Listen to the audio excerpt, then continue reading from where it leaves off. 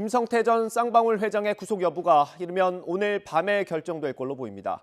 일단 전환 사채와 대북 송금 의혹이 이번 영장에 담겼습니다. 이런 가운데 현지에서 김 전 회장을 도왔던 수행비서 한 명이 캄보디아에서 추가로 체포됐습니다. 취재기자 연결합니다. 김철희 기자. 네, 수원지방검찰청입니다. 네, 검찰이 영장을 청구한 게 언제입니까? 네, 오늘 새벽 0시 40분쯤입니다. 검찰은 김성태 전 회장에 대해 자본시장법 위반과 횡령 등 혐의를 적용해 구속영장을 청구했습니다. 김 전 회장의 혐의에는 대북 송금에 따른 외국환 관리법 위반도 포함됐습니다. 일반적인 상황이라면 오늘 오후 2시 반에 구속 전 피의자 신문이 이뤄져야 하는데요. 김 전 회장 측이 영장실질심사 참여를 포기해 법원은 김 전 회장에 대한 신문 절차 없이 제출된 기록만 보고 영장 발부 여부를 정하게 됩니다. 김 전 회장에 대한 영장 발부 여부는 이르면 오늘 밤 나올 것으로 보입니다.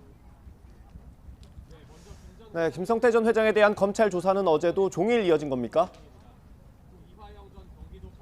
네, 김 전 회장에 대한 검찰 조사는 어젯밤 9시가 되기 전 끝났습니다. 검찰은 체포영장에 적시된 혐의들을 중심으로 조사를 진행했는데요. 핵심은 역시 쌍방울 기업 비리 의혹입니다. 구체적으로는 200억 원 규모의 전환 사채를 허위로 공시하는 데 김 전 회장이 핵심적인 역할을 하고 투자조합 내 다른 조합원의 지분을 무단으로 감액해 4,500억 원 상당의 손실을 끼치는 데도 관여했다는 겁니다. 검찰은 이렇게 조성된 비자금이 대북 송금과 이재명 대표의 변호사비 대납으로 이어진 게 아닌지 의심하고 있습니다. 다만 체포영장에서 빠졌던 변호사비 대납 의혹은 이번 조사 대상에서도 제외됐고 구속영장에도 들어가지 않았습니다. 김 전 회장은 검찰 조사에서 혐의를 대체로 부인한 것으로 파악됐습니다.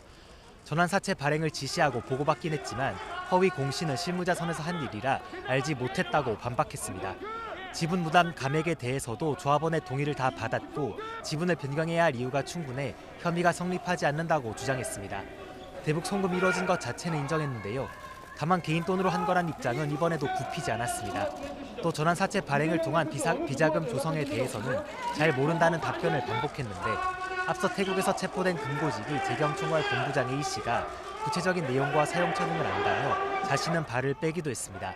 A씨는 한때 김 전 회장과 함께 귀국할 거라는 전망이 나오기도 했지만 송환을 거부하고 태국 정부를 상대로 소송을 이어가고 있습니다.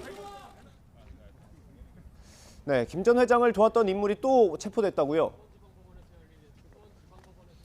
네, 김 전 회장을 포함해 해외로 도피했던 쌍방울 관계자는 모두 5명인데요. 이미 금고직의 A씨와 김 전 회장, 양성길 현 회장이 붙잡힌 상황에서 어제 수행비서 B씨가 캄보디아에서 추가로 체포됐습니다. 검거 당시 B씨는 김 전 회장의 휴대전화를 가지고 있었는데요. 검찰은 B씨를 국내로 송환해 관련 물증을 확보한다는 방침입니다.